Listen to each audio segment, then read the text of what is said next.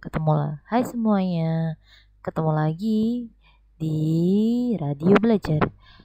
Untuk hari ini kita akan membahas tentang perkembangbiakan hewan.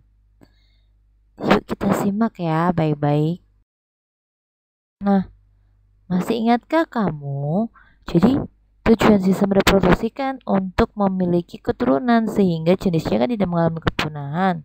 Ya kan, misalnya nih ayam akan tidak punah, dia selalu bereproduksi, menghasilkan ayam yang baru. Untuk kali ini ada beberapa hal nih yang akan kita bahas. Yang pertama, perkembangbiakan aseksual hewan, lalu perkembangbiakan seksual hewan, tahap perkembangbiakan hewan, metamorfosis, daur hidup ubur-ubur, dan teknologi perkembangbiakan hewan. Yuk simak ya. Nah, perkembangbiakan aseksual hewan itu perkembangbiakan tanpa melalui proses fertilisasi, berarti tidak ada bertemu antara sel sperma dan ovum ya kawan. Nah, contohnya adalah seperti pembentukan tunas, pembelahan biner, fragmentasi, partenogenesis. Lalu kalian tahu nggak sih apa aja ya yang dimaksud dari contoh-contoh perkembangan aksesual? Nah, kita bahas satu-satu ya. Oke, kita mulai dari pembentukan tunas. Jadi, hewan bereproduksi dengan cara membentuk tunas untuk menghasilkan individu baru.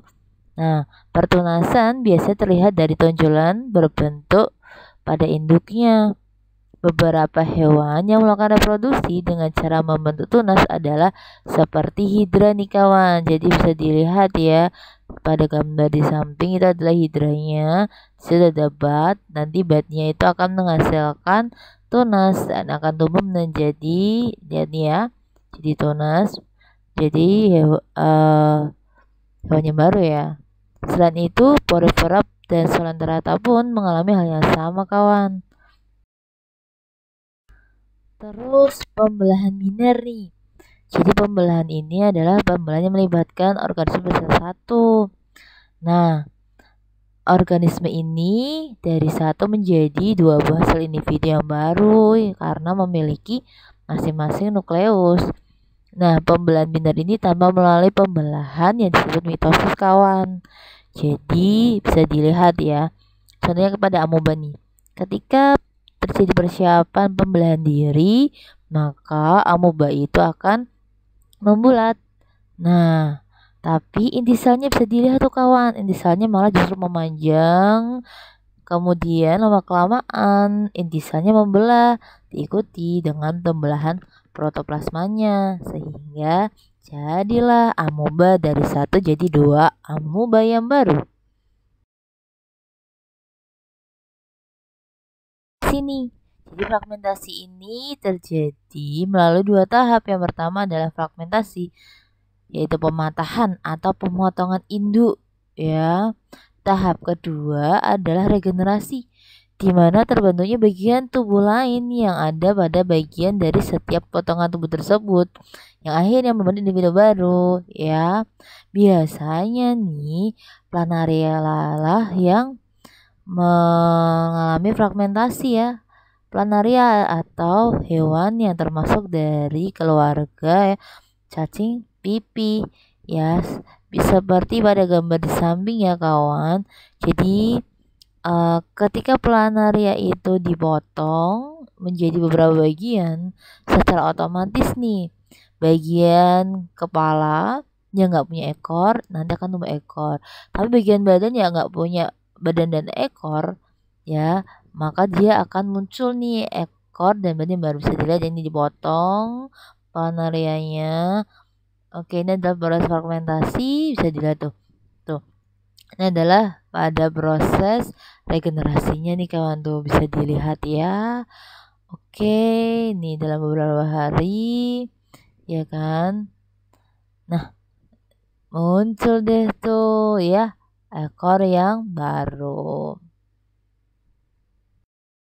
Nah, selain itu ada nih partenogenesis. Jadi partenogenesis ini adalah bentuk reproduksi aseksual di mana betina memproduksi sel telur tanpa melalui proses fertilisasi dia bisa berkembang.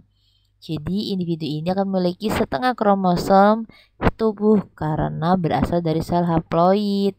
Nah, hewan yang melakukan partogenesis ini seperti lebah, kecoa, semut, dan tawon kutu daun serta kutu air nih kawan. Jadi kalian kan tahu ya lebah itu ada ratu lebah dan ada lebah bekerja. Nah, lebah bekerja itulah yang mengalami proses partogenesis. Tapi kalau untuk menghasilkan ratu lebah, biasanya lebah jantan dan betina akan melakukan proses fertilisasi seperti itu kawan. Yuk kita lanjut ya di perkembangbiakan seksual. Perkembangbiakan melalui proses fertilisasi seperti ovipar, vivipar, dan ovovivipar. Nah, vivipar atau melahirkan nih kawan bisa jadi ya. Contohnya seperti gajah. Jadi biasanya vivipar ini secara embrionik hampir sama seperti manusia ya melalui proses fertilisasi, kemudian ada morula, blastula, gastrula, dan nanti akan berkembang menjadi individu baru. Biasanya vivipar ini terjadi pada hewan mamalia yang mengalami ataupun yang mempunyai kelenjar susu atau kelenjar mamai. Terus ada ovipar ataupun bertelur. Nah, kalau hewan bertelur nih seperti ayam ataupun ikan ataupun itik. Jadi hewan ini itu embrionya berkembang di dalam telur, tetapi telurnya itu yang dikeluarkan dari dalam tubuh induknya. Ya, makanya ketika ayam bertelur ya, maka telurlah yang keluar. Tetapi saat mereka mengeraminya, maka akan muncullah hewan ataupun anak ayam yang baru ya. Jadi kalau kalian nih bisa tahu ada nih telur yang dijual dan ada yang enggak. Nah, biasanya para peternak telur itu akan mengamati dulu nih kawan di bawah lampu ya kan, lampu khusus di mana untuk menerawang apakah ada embrionya ya kan, seperti yang pada gambar di sampingnya nih kawan. Jadi kalau ada embrionya maka telur tersebut pasti akan ditetaskan jadi anak ayam. Tapi nih kalau nggak ada embrionya, hanya ada kuning telur dan putih telurnya aja nih, maka telur itulah yang akan dijual kawan. Terus lanjut nih di ovovivipar bertelur melahirkan.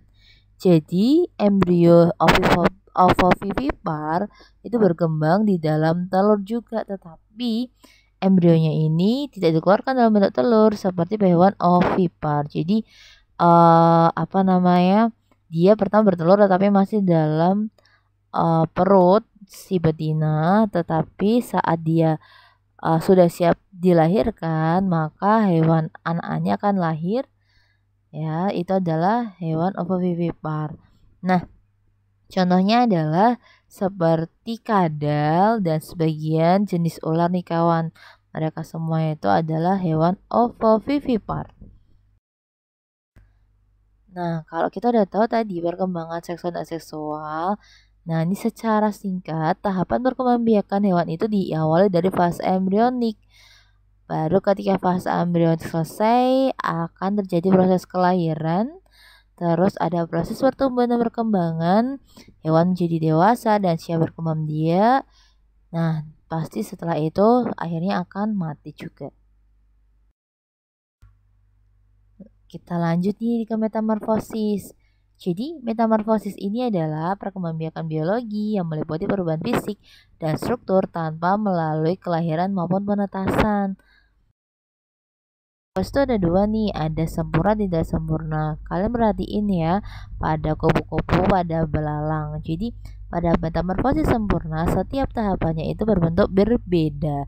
Seperti kupu-kupu nih, diawali dari telur, kemudian larva, kemudian pupa, dan dia akan menjadi hewan dewasa. Tetapi kalau pada metamorfosis sempurna bisa dilihat ya, ketika telur itu menetas maka akan membentuk nimfa. Nimfa itu adalah seperti hewan mudanya ya. Jadi bentuknya sama kan sama hewan dewasa, yang saja dia ukurannya lebih kecil. Ketika nimfa itu sudah mulai berkembang, maka dia akan menjadi sebuah imago atau menjadi hewan dewasa. Nah, selain itu ada nih perkembangbiakan ubur-ubur. Jadi tahukah kamu, ubur-ubur itu terjadi dua perkembangbiakan sekaligus loh, dari seksual dan aseksual. Pertama kali, ubur-ubur itu akan bereproduksi secara seksual, di mana ubur-ubur akan menghasilkan sperma dan ovum yang dihasilkan dari ubur-ubur jantan dan betina. Ketika di dalam air, ovum dan sperma itu akan jadi fertilisasi dan membentuk zigot, sehingga terbentuklah larva. Larva itu akan menempel pada terumbu karang, biasanya nih kawan, jadi sebuah polip. Ya kan, di polip tersebut maka dia akan berkembang nih ya menjadi skifistoma. Ya, skifistoma setelah sangat lama berkembang maka dia akan menjadi strobila. Nah, pada fase strobila ini dimulailah reproduksi aseksualnya ubur-ubur. Jadi strobila ini ya bagian bawahnya itu akan terlepas menjadi evira ya. Evira di sini dia akan membentuk medusa nih kawan. Jadi kalau kalian tahu ubur-ubur ya, bagian payungnya itu ada disebut sebagai medusa. Nah, jadi seperti itu daur hidupnya si ubur-ubur. Nah, ternyata perkembangbiakan hewan itu bisa dimanipulasi ya. Jadi bisa melalui proses perkembangan teknologi perkembangbiakan hewan.